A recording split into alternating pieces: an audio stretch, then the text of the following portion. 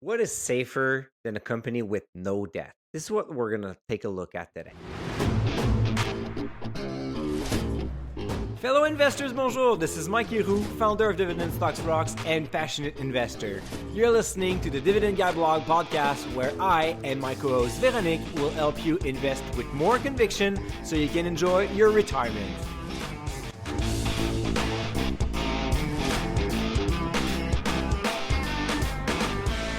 Dividend Growth Investors, bonjour, Mike Leroux here. You're listening to the Dividend Guy podcast. And today I'm with my co-host. We are visiting 6 more stocks again, but with a different twist, right, Vero? Right, we are on a roll lately, Mike, with our stock list. And today we're exploring 6 companies with either zero debt or very low debt, which in today's environment is a serious advantage. So, Mike, again, I'll ask you for your bull and bear cases, but let's also look at what makes these debt light businesses a bit special. Yeah, definitely. I mean, we are in the Christmas mood. I mean, we have to put more stocks on our shopping list, right? And Right. as investors are worried, are we in the AI bubble? Is tariffs that has a lagging impact will have a bigger impact in 26 than we think? I mean, I thought, what is safer than investing in companies that has no or very little debt on their balance sheet? I mean, they cannot go wrong. They cannot like go bankrupt. They don't own anything. They don't owe anything to anyone. So the banker is not going to call. So I thought of doing like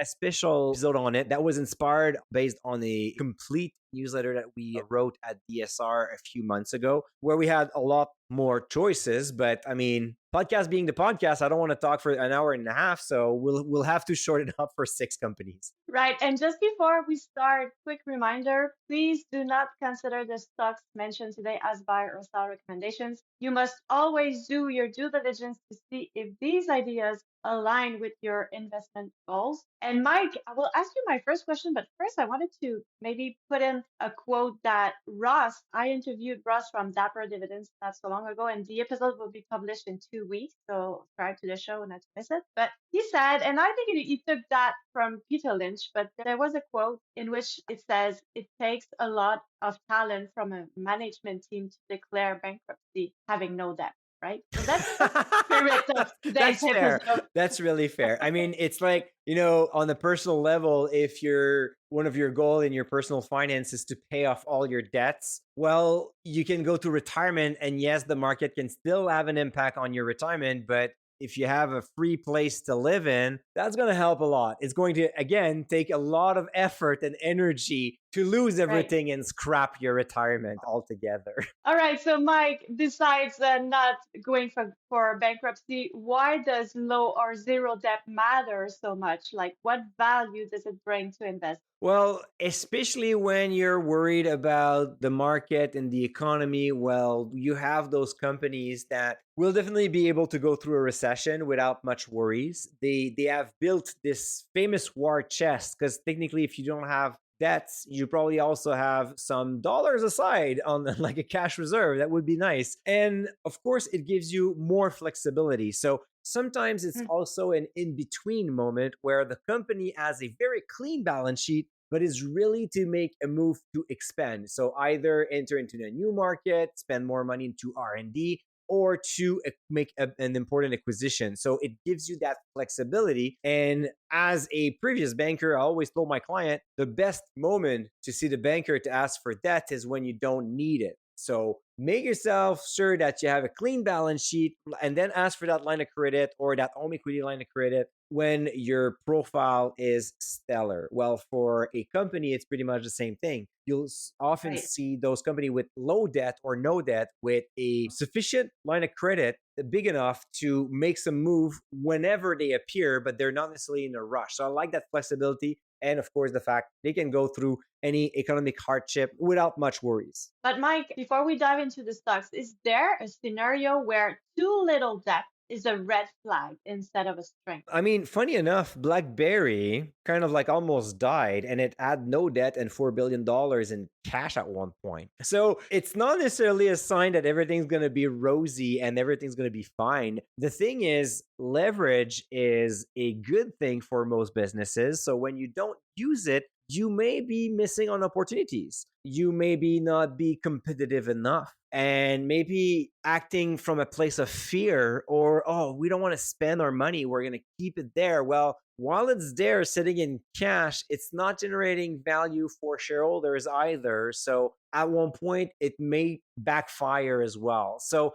as Mm. I like to say, when you look at one specific metric, there's nothing good or bad about it. It's about the context around the business. And then you have to go further than, oh, I'm just going to buy companies with no debt. I mean, yes, some of them will be great, but not all of them. It's not necessarily like a sign of success on one way or another. All right, so now it's been a while since we talked about the first stock, and I'm glad to get an update on it from you today. So, Lamarite Vascular LMAT is a pure play on medical devices. How does its no debt status affect its ability to innovate? So Lamarite Vascular, very interesting niche company. So super niche. They're serving medical equipment to surgeon. Most of it are vascular surgeons. So incredibly specific. They are number one and number two in all their markets. And what is fascinating about this company is they have no debt. Actually, it's not true. Right now, they have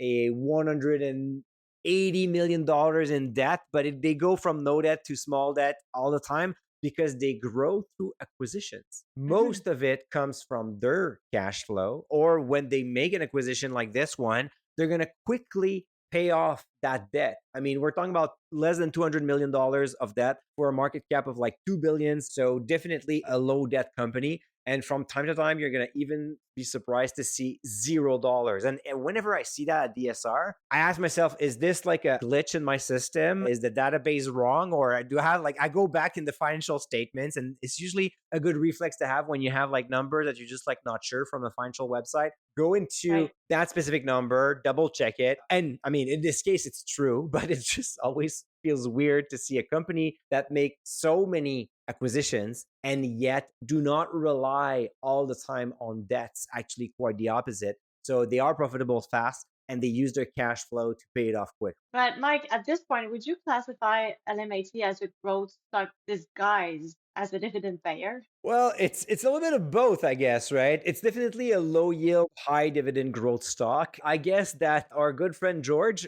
Lemaitre, of course, who's the CEO of the company, the founder as well, and he owns Mm. 7% of all the shares. So I guess that he needs some money from time to time to pay the bills, and that's why he issues a dividend, right? So that's probably explained why they're paying a dividend at the same time. But jokes aside, they have been able to grow their revenue and earnings very quickly through their strategy and being like a key player in their market over many years. So that explains why they have plenty of capital to either deploy into new acquisitions or, as good Finance 101 tells us, if the business is not able to find new opportunities to create more values, well, then it's all about giving that money back to shareholders in the form of a dividend. All right, so now what's the biggest risk they face despite having no debt? Well, as an investor, you're going to see a lot of sharp swings. It goes up, it goes down. It's a small cap. Be ready for this. You Mhm. know, the most common question I receive into our webinars is always, Mike, why stock ABC is down 10, 15, 20% year to date? That's always the thing. Well, if you're that type of person getting nervous about a stock being down 10, 15%, probably skip on Lamarite Vascular. That's definitely not for you, because I can guarantee one thing is you're going to have those into your portfolio if you buy it. So I have to be careful of that. Right. Besides that, they spend a lot on representatives to sell. So on their sales team, that's a lot of money that is being spent there. So they better sell and better be performant. If not, it's going Mm. to cost a lot and add pressure on their margin. And finally, I mean, yes, it's great to have a niche product and have a sticky relationship with surgeons, which usually don't have that much time to shop around for their scalpels. But hospital can still put pressure on the price because they're the only client, and then they can try to have better deals and again put more pressure on those margins. Okay, so moving on to Franco Nevada, FNV.to, a royalty and streaming company in the gold industry. What's going on, Mike? Like, what makes it so efficient debt-wise?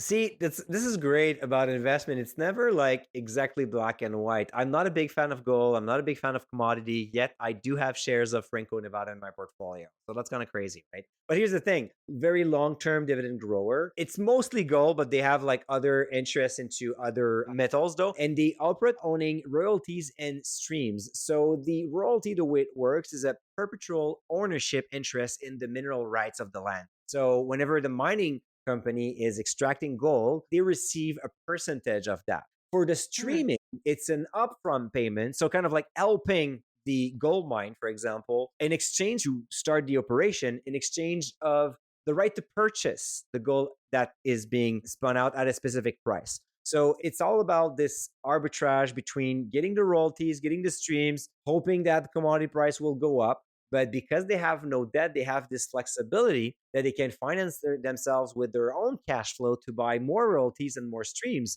So they're buying assets that are going to keep on paying. It's literally the definition of like passive investment. So they're doing the same thing as we try to do as investors, but they're doing it by acquiring royalties and streaming contracts. But Mike, commodity price fluctuations are a real potential risk. What else could come in the way? Yeah, so of course you're going to see the price will fluctuate according to commodity price, more specifically gold, that's for sure. Less than a gold miner because it has no debt and because it runs on royalties. But the biggest risk, in my opinion, is not that. The biggest risk is definitely the political risk. We have a very good example about 2 years ago now. A big mine, one of their biggest assets, closed in Panama. So the Cobre Panama mine closed. I can't remember if it was 23 or 24, but it's been ongoing. And they are not receiving any money from that mine anymore because the government shut it down. And now they're like, the mining company is in negotiation with the government. It's still unclear what's going to happen in 26 about that mine. So when it's going to be reopened, well, they're going to make more money. But in the meantime, it's like flat to zero. Latest quarter, Q3 of 2025, they reported huge revenue and earnings growth because they were able to get access to the remaining of like what was dug in and mined into that mine that was just sitting there. And now they had the right to sell it. But still, the mine did not reopen yet. So, definitely a problem. The other thing is also to maintain that level of growth. So, you keep on buying those streams and royalties. You need to buy them at the right price. You need to make sure that you continuously kind of like manage this portfolio of assets in the right way. So, those are the risks around Franco Nevada. But so far, management has proven that they have been able to go through many different gold cycle and never fail to increase their dividend over time. Okay, so let's discuss the boring is beautiful stock. We had one last week, was AO Smith, but this week, one with very low debt is Fastenal, ticker FAST, that shows an ultra clean balance sheet. What else makes it attractive? That's kind of funny because you should have seen my eyes a few weeks ago. My daughter said, "Oh, because she's in college and she has like business classes, and she's like, yeah, we're gonna visit like a manufacturer. Like they're making like bolts and screws, and it sounds super boring. And it's Fastenal, I think, something like that. And I was like, oh my god, you're going to see Fastenal? That's so amazing! And she I was want like to go just with staring you. at me. Yeah, seriously, I was like, can I go? And then she was like, Dad, do you have a problem? And I'm like, yeah, I guess so. I have many, but that is one of them. So I mean, they're selling fasteners. There's definitely nothing nice about it, but it's what we can call mission critical because you need those bolts, Hmm. nuts, and screws when you are in manufacturers, right? And one thing that they did, and they were incredibly smart, they've been doing that for several years now, if it's not a decade, is they installed vending machines. And then in some places, it's literally a mini store inside the client's manufacturer. So they wanted to maintain all the inventory on site. So it makes the relationship with the clients incredibly sticky because it's there, you know? The switching Hmm. cost is huge because I mean the guy literally have his store inside of your business. So whenever you need something, you literally have to walk like 10 feet and then boom, you have it. And of course, it creates recurring revenue in the best way. They have been able to acquire a lot of customers like this, national businesses as well, by offering them the availability. So when you are in that kind of business for industrials, the most important part is to be able to rely on inventory at all time. So you don't want to wait Hmm. an hour, you don't want to wait a day, you don't want to wait 2 weeks for sure. So if you can have it on site, that's perfect. And this is how they've been able to grow their business over time. Right, but Mike, one could also argue that distributors have no moat? What would you answer to that? And is it part of its bear case? Definitely. I mean, the first time I wrote about Fastenal, that was my back in the days that I used to write on Seeking Alpha more actively, like maybe like 2016, 2017, 2018, I can't remember. But the big threat by then was Amazon is going to deliver all those Mm, nut screws like very quickly, and it would destroy a company like WJ Granger and then Fastenal as well. But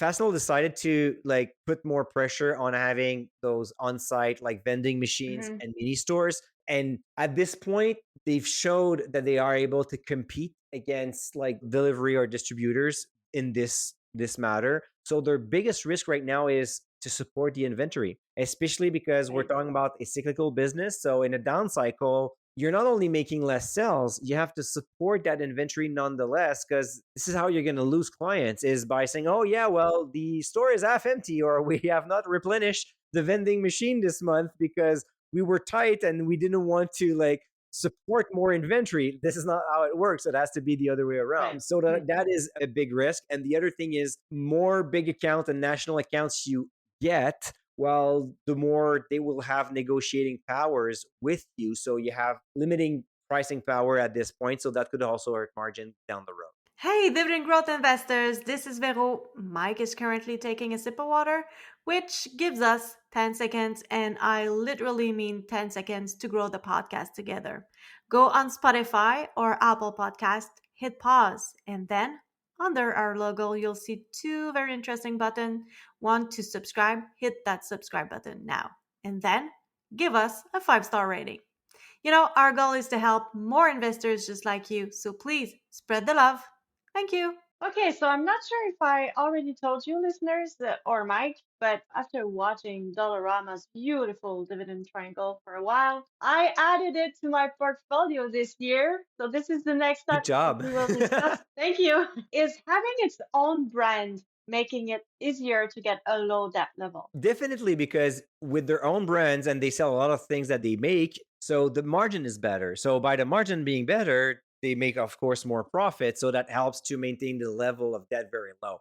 So they have about 5 billions of debt, which you're going to say, Mike, you told me like low debt stocks. I mean, but they have like 50 billions of market cap. So it's still Hmm. about 10% of their market capitalization. And one thing that is fascinating about this company, and I kick myself, I added it this year as well. I should have done that decades ago, but I was not convinced in their ability to expand their business in Canada and keep on opening new stores, because that was pretty much like their playbook, right? And the playbook works perfectly. Most stores, when they open, they take about 2 years to pay themselves. So the payback time is only 2 years after opening a new store, which is crazy. But then again, I was thinking, well, how can you expand indefinitely in one country? Because they have like no room in the US. And like, I was like, get it. But here's the thing, when you look into the investor's presentation, you see that they keep on having this store growth target of roughly like 70 new stores per year. And they keep on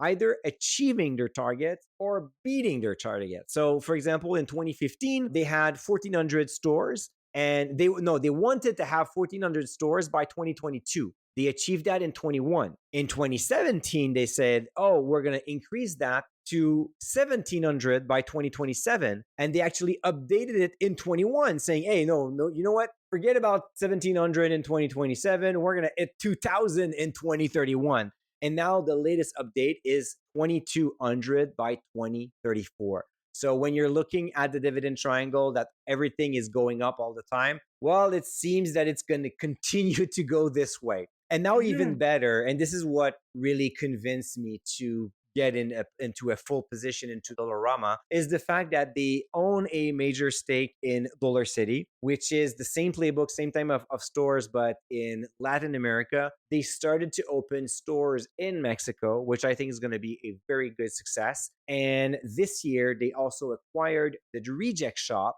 which is again very similar to Dollarama, but in Australia. And they want to go, I think they bought like 390 stores, and I think they want to go up to, I think, 700 or something like that in the next few years. So again, running the exact same playbook with the same discipline. And I mean, all the numbers are going up at all time. It's beautiful. But What would be the downsides to keep in mind, Mike? Yeah, nothing is perfect. I mean, even though when I paint a Beautiful, but rosy not picture, perfect. yeah, it's impossible, right? There's always a risk. The thing is, it's fun to open new stores, but there's like cannibalization is still a risk. And the more you open stores, the closer you're going to get to other competitors like Amazon and Walmart, right? So, and you also have like those Chinese competitors online like Temu and Shine that sells Mm, bunch of stuff at a very, very cheap price. It's like just for consumption right away. All that competition can put pressure on price. They have to deal with inflation as well, not always easy. So on one side, when inflation is high, people are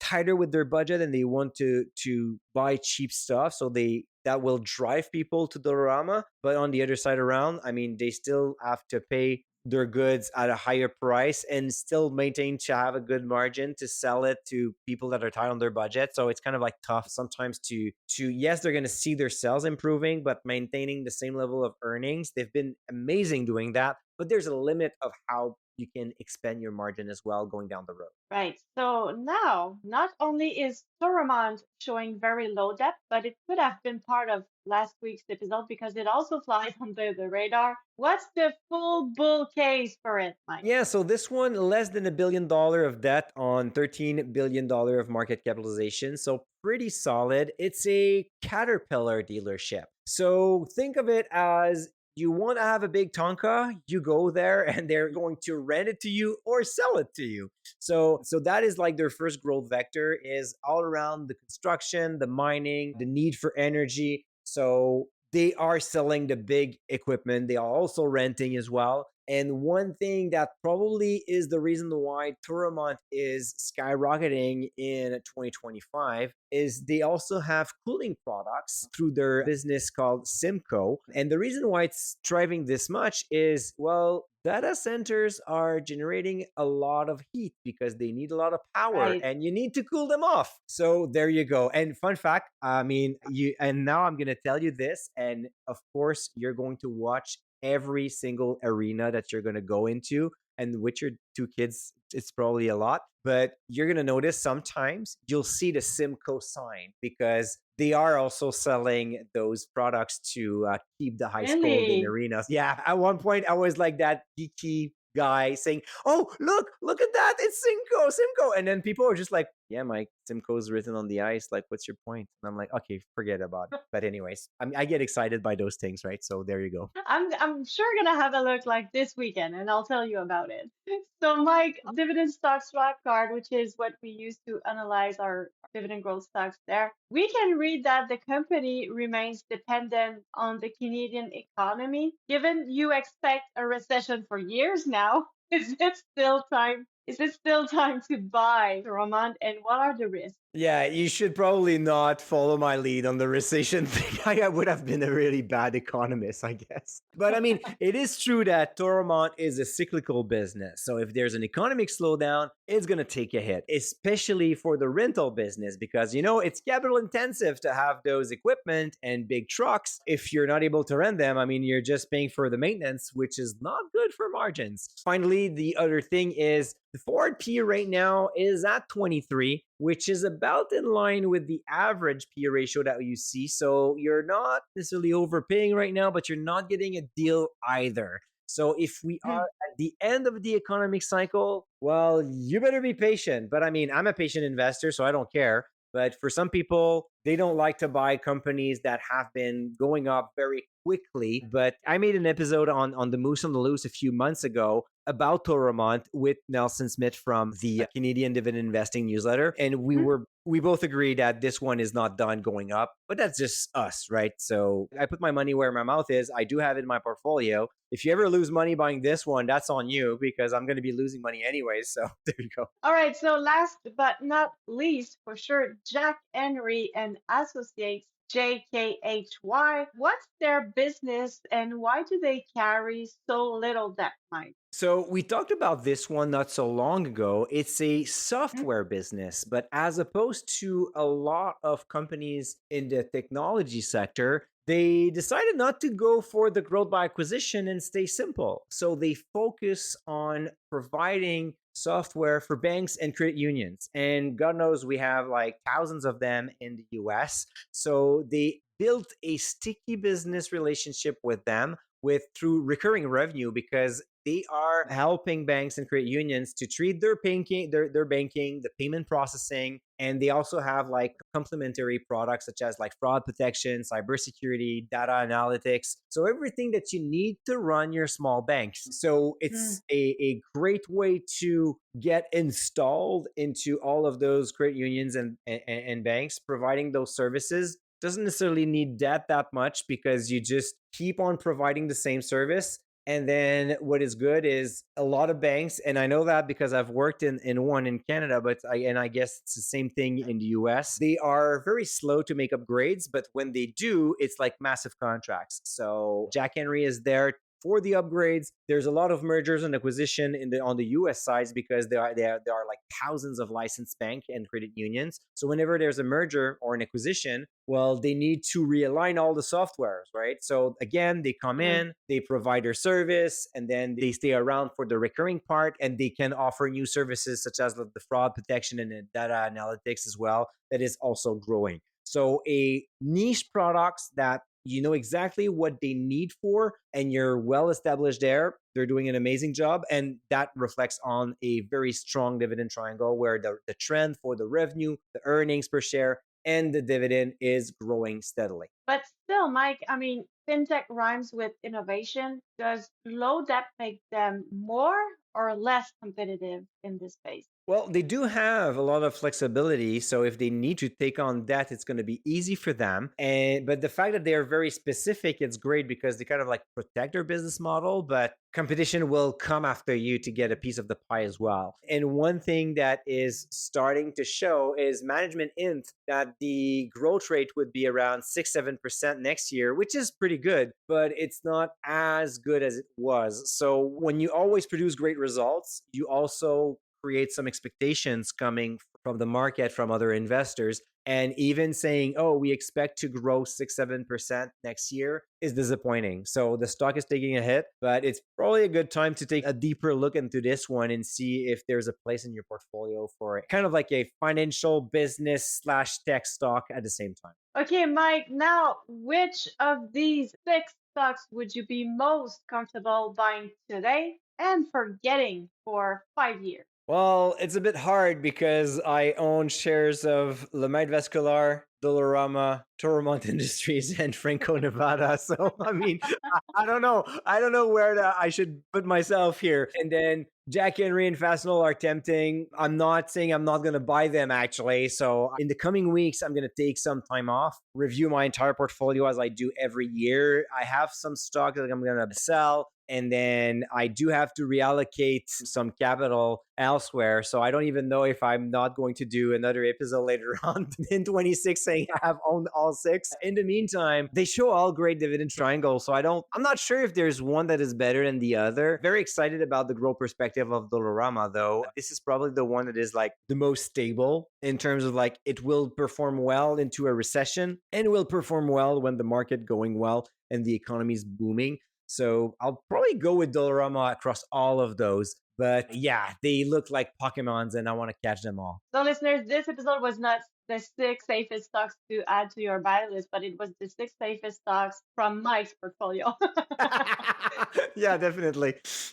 Just one more question before I let you go, Mike. Are there sectors where you would prefer companies to carry a bit more debt? Not necessarily. I mean, over time, when you look at the stocks that I like, you will realize that I really enjoy companies that are able to create a mix of organic growth and growth by acquisition. So by making a lot of acquisitions comes with debts most of the time, like Lamarite Vascular apart. And other industries, you don't really have choices. If you are in the industrial business, utilities, pipelines, telcos, there are a lot of industries that require you to have debts anyway because they're too capital intensive. So as I like to say, and we started this episode on that, so we're going to end on the same way. The debt level, the long-term debt, that trend is one metric. You need to consider it. but it's not going to be the trigger for a buy or for a sell. It's like one credit or one metric among a basket of others that is really important to analyze. All right, so that was another interesting short list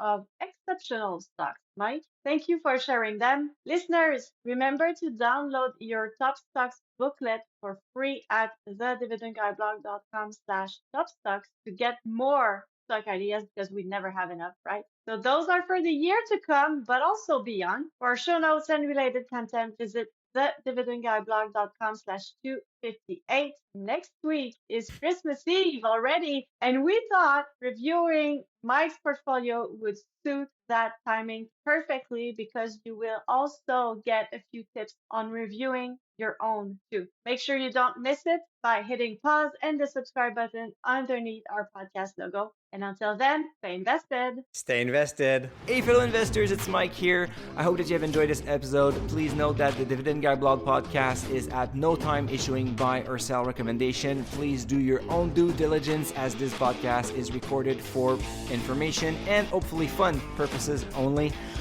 Make your research, make sure you do your stuff. We're not responsible for your losses or your profit after listening to this episode. And until next one, stay invested.